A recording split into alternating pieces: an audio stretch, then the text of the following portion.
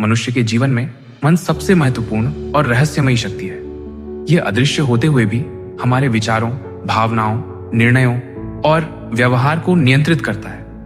हम शरीर को आंखों से देख सकते हैं, दिमाग का अध्ययन विज्ञान से कर सकते हैं, लेकिन मन को केवल अनुभव किया जा सकता है। यही कारण है कि मन को समझना आसान नहीं है। एक, मन की परिभाषा। मन एक मानसिक शक्ति है जो हमारे विचार, भावनाएं, इच्छाएं, कल्पनाएं और संकल्प को जन्म देती है। यह अदृश्य होते हुए भी हर क्षण सक्रिय रहता है।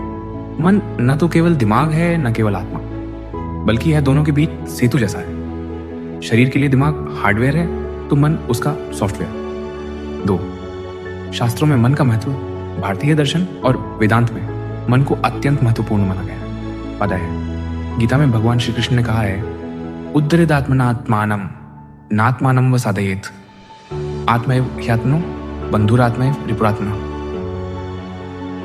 अर्थात मनुष्य स्वयं अपने मन को साधकर ऊंचाई प्राप्त कर सकता है, और यदि मन पर नियंत्रण न करे तो वही उसका शत्रु बन जाता है। उपनिषदों में भी मन को आत्मा के अनुभव का द्वार कहा गया है। 3, मन की प्रकृति। मन की सबसे बड़ी विशेषता है चंचलता। यह एक जगह टिकता नहीं है, कभी भविष्य में दौड़ता है, कभी अतीत में भटकता है। मन हवा की तरह तेज है जो क्षण भर में कहीं भी पहुंच सकता है। इसका स्वभाव है निरंतर चार। मन और विचार। मन ही वह स्थान है जहां विचार जन्म लेते हैं। सकारात्मक विचार मनुष्य को प्रगति और शांति की ओर ले जाते हैं। नकारात्मक विचार उसे दुख, असंतोष और असफलता की ओर ले जाते हैं। विचारों का प्रवाह मन की गुणवत्ता तय करता है। इसलिए कहा गया है, जैसा मन वैसा जीवन। 5, मन और भावनाएं। मन ही भावनाओं का घर है। प्रेम, घृणा, ईर्ष्या, दया, करुणा, क्रोध, आनंद, ये सभी भावनाएं मन में उत्पन्न होती हैं। जब मन शांत होता है तो जीवन में आनंद का अनुभव होता है। जब मन अशांत होता है तो व्यक्ति तनाव, भय और चिंता से घिर जाता है। 6, मन और इच्छाएं। मन की सबसे बड़ी शक्ति है इच्छा शक्ति। यही इच्छा शक्ति मनुष्य को लक्ष्य तक पहुंचाती है, लेकिन यही अनियंत्रित इच्छा लालच और मोह का कारण भी बनती है। मन जितना अधिक नियंत्रित इच्छाओं का पालन करता है उतना ही संतुलित और शांत रहता है। 7, मन और ध्यान मेडिटेशन।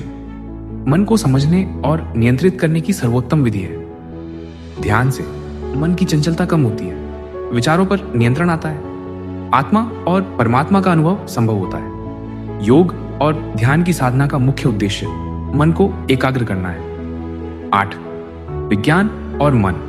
आधुनिक मनोविज्ञान भी यह स्वीकार करता है कि मन ही व्यक्ति के व्यक्तित्व और व्यवहार का केंद्र है।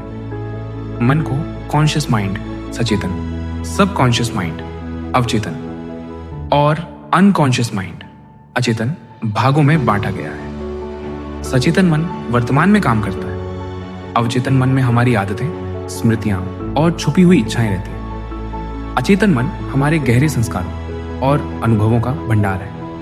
9, मन और आत्मा का संबंध। मन आत्मा का उपकरण है। आत्मा शुद्ध और निश्चल है, लेकिन मन के माध्यम से ही वह संसार का अनुभव करती है। जैसे सूरज की रोशनी साफ पानी में स्पष्ट दिखती है, पर गंदे पानी में धुंधली पड़ जाती है, वैसे ही आत्मा का प्रकाश भी शांत मन में चमकता है। 10, मन की शक्ति।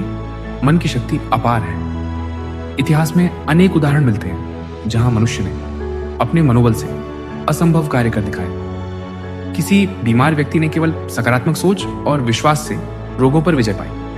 किसी साधक ने मन को नियंत्रित कर दिव्य शक्तियां प्राप्त की।